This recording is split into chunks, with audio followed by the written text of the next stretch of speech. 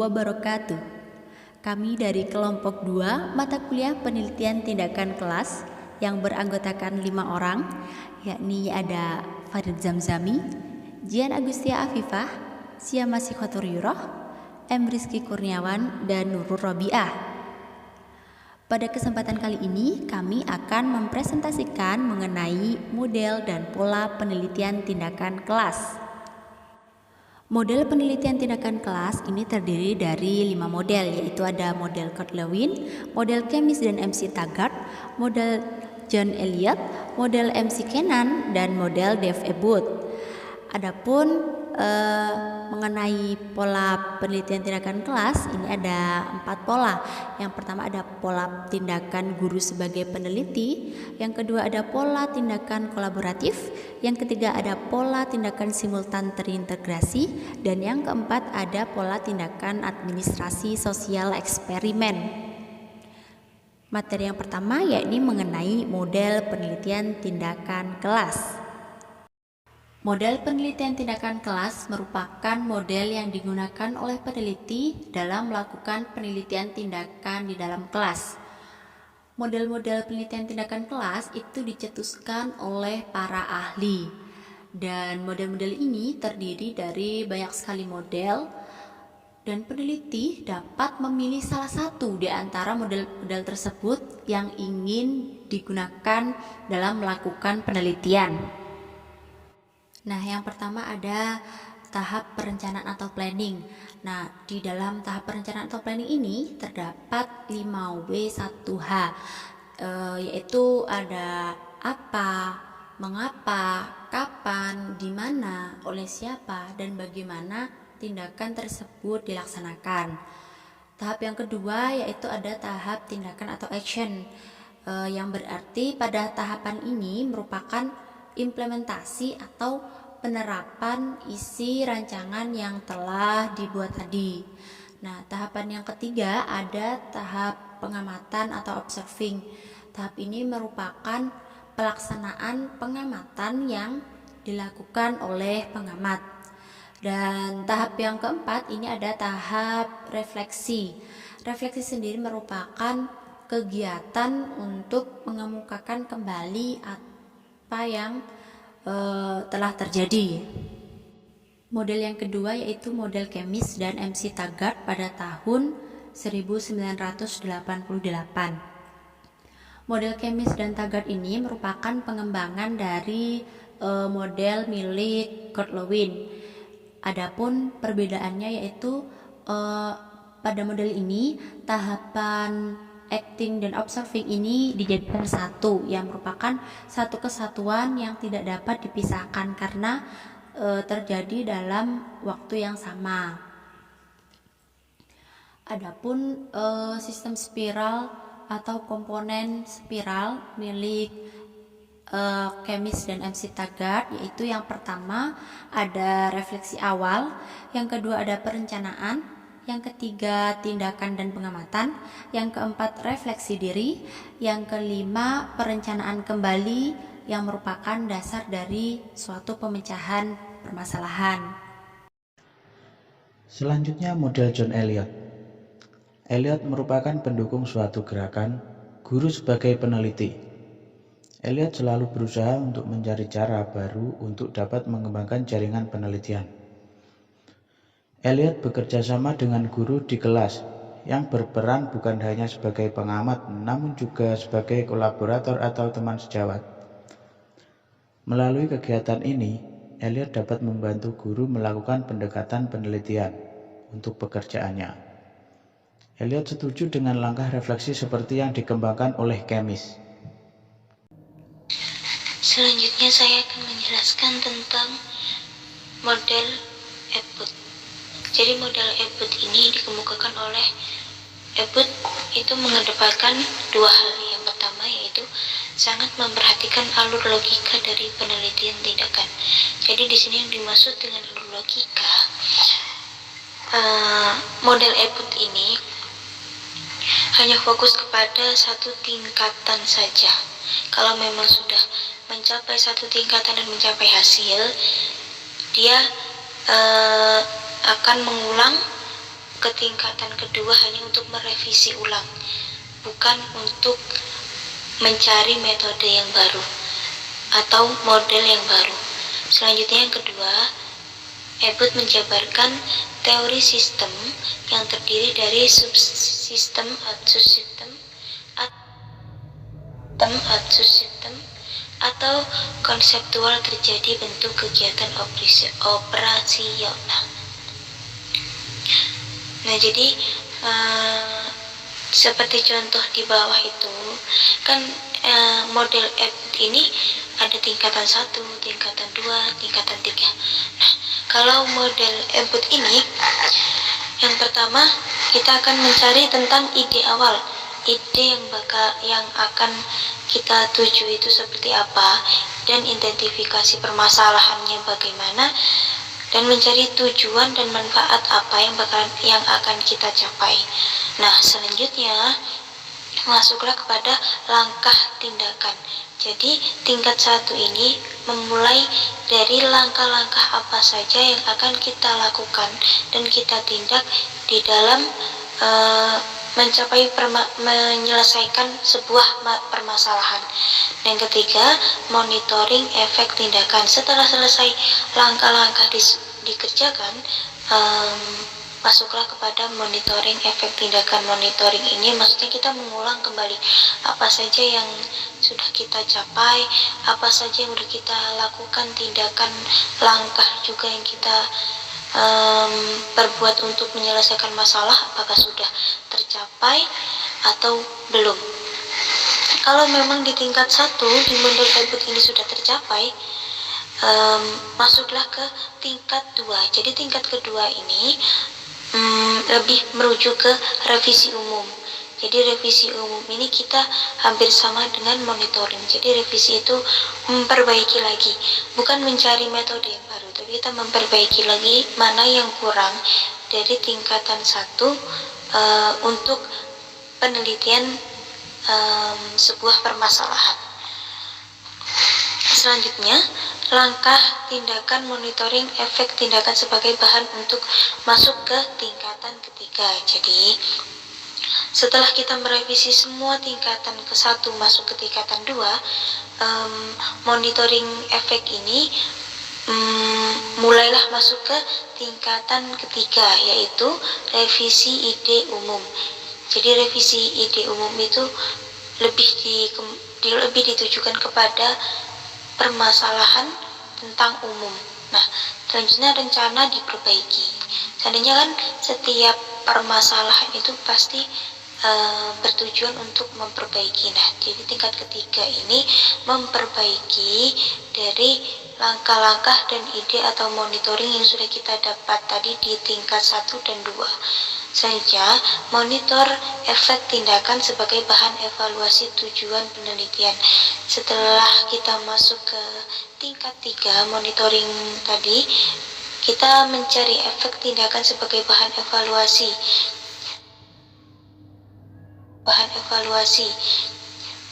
Mana saja yang kurang dari permasalahan dan bagaimana cara memecahkan masalah, apakah masih ada yang kurang ataukah memang sudah pas. Kalau memang belum tercapainya sebuah penyelesaian tentang permasalahan, kita model Ebut ini lebih menuju ke tingkat 1. Tingkat ke-1 harus benar-benar dimatangin dulu.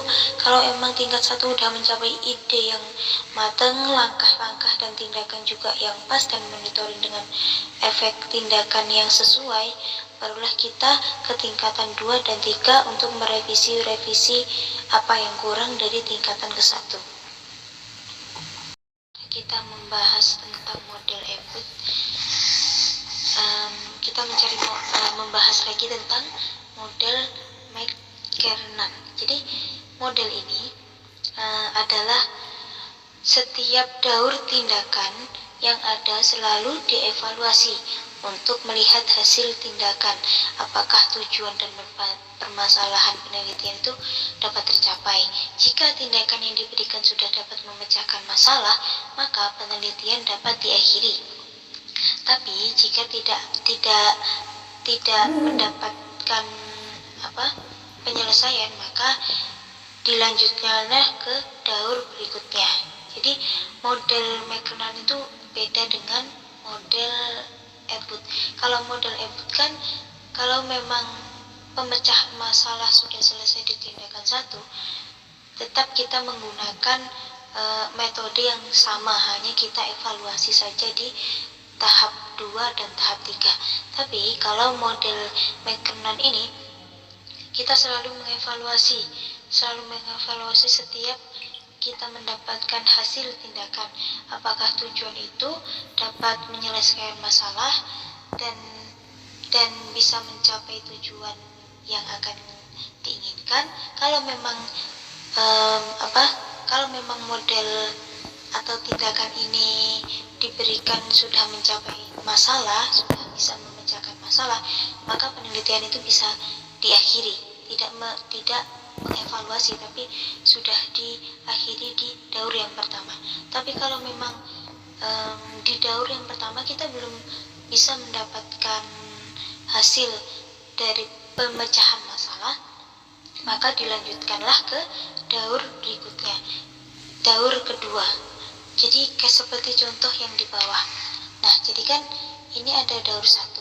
Yang pertama kita akan mengidentifikasi permasalahan, hampir sama juga dengan tadi metode model Ebut. Yang pertama yaitu identifikasi masalah, kita mencari permasalahannya dulu dari mana, terus masuklah ke penilaian kebutuhan. Jadi penilaian kebutuhan ini lebih ke penilaian kebutuhan apa saja yang akan kita gunakan untuk menyelesaikan masalah. Selanjutnya yang ketiga, hipotesis. Seperti tadi sama juga, masuklah ke tindakan 1. Nah, jadi tindakan 1 ini kita membahas tentang implikasi tindakan, terus kita mengevaluasi lagi tindakan dan mendapatkan hasil. Tapi jika memang kita sudah masuk ke daur 1 dan mendapatkan hasil, setelah kita praktekkan, kita evaluasi lagi, ternyata sebuah masalah itu belum bisa kita tindak lanjuti dan belum bisa dipecahkan, masuklah ke daur kedua. Jadi daur kedua ini metodenya beda dengan daur ke-1. Kalau ke daur kedua ini, yang pertama kita redefinisi permasalahannya dulu. Terus yang kedua, penilaian kebutuhan. Yang ketiga, hipotesis tadi. Dan terus masuklah ke tindakan, terus implikasi tindakan 2, revaluasi tindakan, dan penetapan hasil. Terus di daur 2 ini mendapatkanlah hasil dari pemecahan masalah. Jadi intinya pada model MC Kernan ini bedanya, kalau MC Kernan ini ketika kita menggunakan metode daur 1 belum mendapatkan hasil, kita boleh mengubah metode kedua bagaimana caranya untuk memecahkan masalah. Kalau masih daur kedua belum mendapatkan hasil, masuklah lagi ke daur yang ketiga. Begitu juga selanjutnya, dan setiap daur 1, 2, dan 3 itu metodenya berbeda-beda. Sedangkan kalau model Ebut ini ke tingkat 1, tingkat 2, tingkat 3 itu tetap sama menuju ke tingkat 1. Jadi nggak ada perbedaan metodenya tetap sama di tingkat 1, tingkat 2, tingkat 3 hanya merevisi. Sekian dan terima kasih. Bismillahirrahmanirrahim. Baiklah teman-teman, pada kesempatan kali ini kita akan melanjutkan materi mengenai tentang pola pelaksanaan PTK, di mana sebelumnya sudah dijelaskan materi tentang model PTK itu sendiri. Nah, untuk yang pertama mengenai tentang pengertian pola pelaksanaan PTK, di mana memiliki pengertian yakni cara atau teknik pelaksanaan PTK yang dapat dijadikan rujukan dalam penyelenggaraan PTK sesuai dengan model PTK yang dipilih dengan mempertimbangkan kondisi peneliti dan sumber daya yang tersedia, di mana pengertian ini dapat kita simpulkan atau bisa kita pahami dengan adanya pola pelaksanaan PTK ini dapat membantu, yaitu model PTK yang kita pilih sebelumnya, di mana sebelumnya sudah dijabarkan ada beberapa model, sekitar 5 model. Di situ kita bisa pilih model mana yang bisa kita sesuaikan sesuai kondisi. Nah, dengan model tersebut kita pilih, di sini pola itu dapat membantu agar apa yang kita pilih dari model tersebut bisa kita laksanakan dalam proses penelitian tindakan kelas. Nah, penelitian tindakan kelas dapat dilakukan melalui cara atau teknik pelaksanaan PTK. Salah satunya yaitu dengan pola ini. Nah, pola pelaksanaan PTK sebagaimana berikut, ada beberapa. Yang pertama yaitu pola guru sebagai peneliti. Untuk pola guru sebagai peneliti ini memiliki beberapa hal yang perlu kita ketahui. Yang pertama, guru berperan dalam perencanaan dan dalam pelaksanaan PTK itu sendiri, di mana guru memiliki andil yang sangat besar di dalam proses penelitian tindakan kelas. Guru merencanakan hal apa saja yang harus dia lakukan, poin-poin apa saja yang nantinya dapat bisa berjalan dengan baik. Ketika perencanaan itu sudah dibuat, maka proses selanjutnya yaitu melaksanakan apa yang sudah direncanakan, sehingga apa yang ingin dicapai dapat menghasilkan suatu penilaian yang menjadi rujukan atau penilaian yang dapat membantu guru itu sendiri. Kemudian yang selanjutnya, poin kedua, yaitu jika guru melibatkan orang lain seperti dosen peneliti dari LPTK, ini sifatnya hanya konsultatif atau menjamin validitas tindakan yang dilakukannya, tidak semata-mata yang membantu seperti dosen peneliti dari LPTK itu memiliki andil yang besar, karena di sini gurulah yang mempunyai wewenang, gurulah yang mempunyai peran yang sangat besar. Jadi untuk dosen peneliti itu hanya sebagai konsultan atau sebagai orang yang dapat menerima pemeriksaan, yaitu menjamin validitas tindakan yang dilakukannya. Selanjutnya yaitu poin yang ketiga, tujuan yang ingin dicapai adalah untuk memecahkan masalah praktis yang dihadapi oleh guru itu sendiri dalam proses pembelajaran. Nah, ini yang harus teman-teman ketahui dalam pelaksanaan PTK, di mana pola guru sebagai peneliti ini salah satu tujuan yang ingin dicapai adalah memecahkan masalah praktis yang dihadapi oleh guru.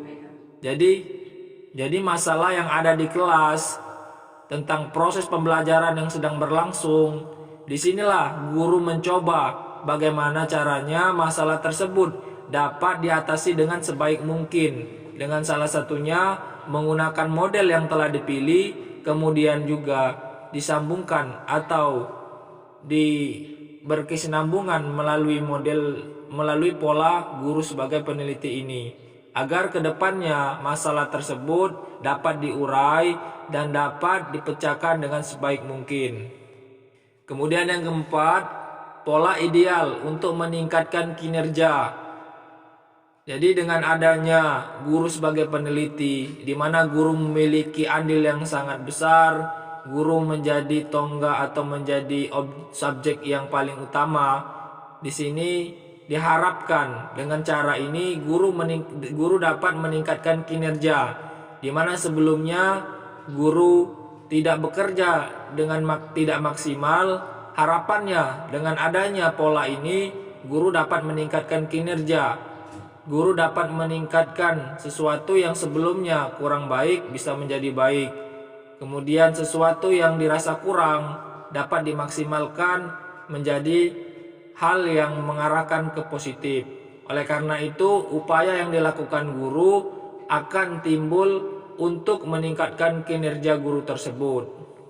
Kemudian yang poin kelima, di mana di situ jelaskan pola ini cenderung dilakukan oleh guru yang memiliki pengetahuan dan wawasan yang cukup, khususnya dalam bidang pembelajaran, tingkat kreativitas, dan tingkat inovatif yang tinggi.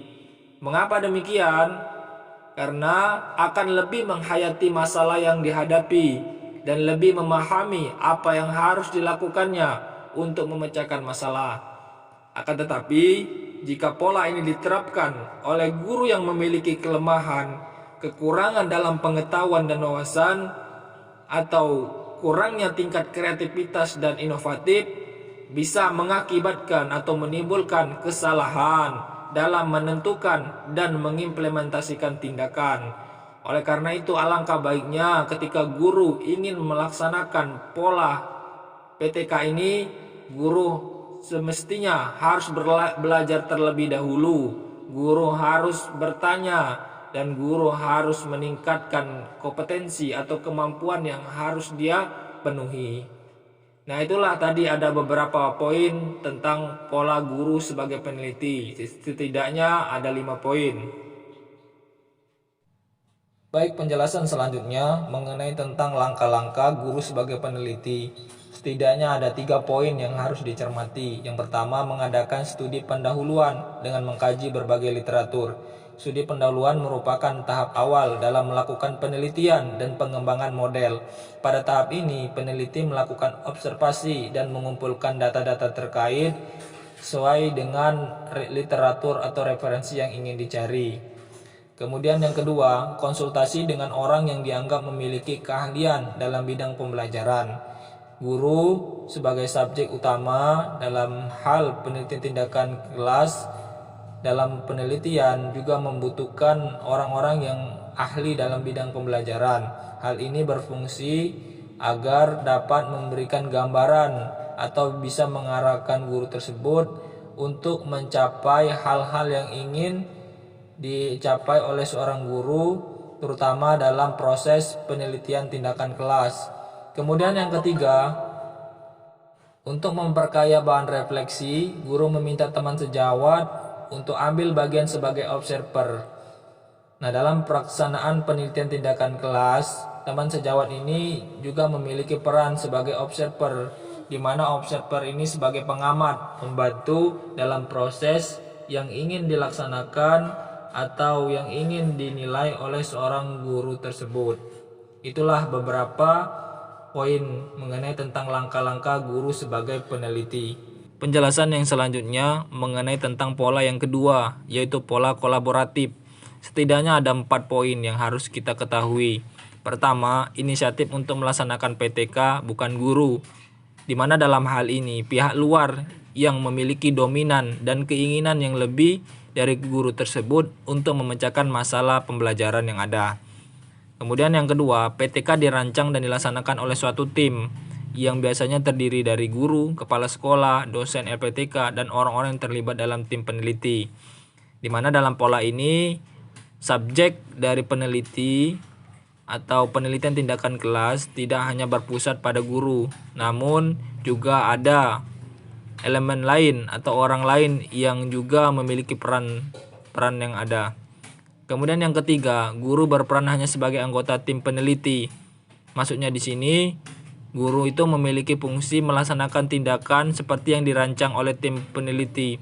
Jadi setiap hal yang sudah dirancang dari beberapa anggota tadi atau elemen yang telah bergabung tadi, guru hanya sebagai pelaksana.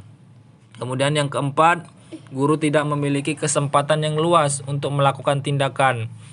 Mengapa demikian? Sebab mulai dari perencanaan sampai dengan implementasi dan pelaksanaan tindakan ditentukan oleh tim peneliti atau tindakan sudah dirumuskan secara bersama-sama. Maka dalam hal ini pola kolaboratif lebih mengkhususkan adanya suatu kerjasama satu tim, di mana bukan hanya sebagai guru yang memiliki peran, namun ada peran-peran yang lain dapat membantu dalam penelitian tindakan kelas tersebut. Kemudian, pola penelitian tindakan kelas yang berikutnya yaitu pola penelitian terintegrasi, yang mana pada pola ini inisiatif serta masalah yang ingin diteliti bukan berasal dari guru, melainkan dari peneliti luar yang ingin melakukan penelitian. Namun, pada pola ini, guru tetap dilibatkan dalam proses refleksi praktik pembelajaran kelas, yang mana guru masih memberikan peran terhadap refleksi yang dilakukan dalam pembelajaran kelas. Dalam pola ini, bentuk penelitian bertujuan untuk memecahkan persoalan praktis dalam pembelajaran, serta menghasilkan suatu pengetahuan ilmiah yang berguna dalam pembelajaran. Pada penelitian terintegrasi ini masih dapat digolongkan PTK karena guru masih berperan dalam penelitian. Walaupun program serta tindakan yang ada yang dilakukan bukan dari guru, melainkan dari peneliti dari luar tersebut. Kemudian ada administrasi sosial eksperimen, yang mana pada penelitian ini lebih difokuskan untuk meningkatkan kebijakan dan praktik. Jadi, pola ini lebih difokuskan untuk dapat meningkatkan kebijakan-kebijakan serta praktik yang ada dalam lapangan. Dalam pola ini, tanggung jawab penuh berada pada peneliti yang berasal dari luar, karena di sini guru tidak banyak berperan di dalamnya, mulai dari perencanaan, melakukan tindakan, dan refleksi terhadap praktik pembelajaran. Pada penelitian ini pun, peneliti bekerja keras atas suatu hipotesis tertentu, yang selanjutnya akan melakukan beberapa tes dalam melakukan eksperimennya. Jadi, berdasarkan dari uraian-uraian yang telah disampaikan, dapat diambil kesimpulan bahwa dalam menambah pemahaman serta wawasan terkait dengan penelitian tindakan kelas, kita perlu mengetahui mengenai model-model serta pola dalam penelitian tindakan kelas tersebut. Dengan demikian, pendidik atau guru dapat memilih mana yang sekiranya cocok untuk dapat diterapkan untuk dapat mengembangkan proses pembelajaran, sehingga kualitas pembelajaran dapat menghasilkan peningkatan yang signifikan. Terima kasih atas partisipasi teman-teman sekalian, dan kami mohon maaf apabila ada salah dalam tutur kata. Semoga ilmu yang kami sampaikan bermanfaat bagi kita semua. Akhirul kalam, wassalamualaikum warahmatullahi wabarakatuh.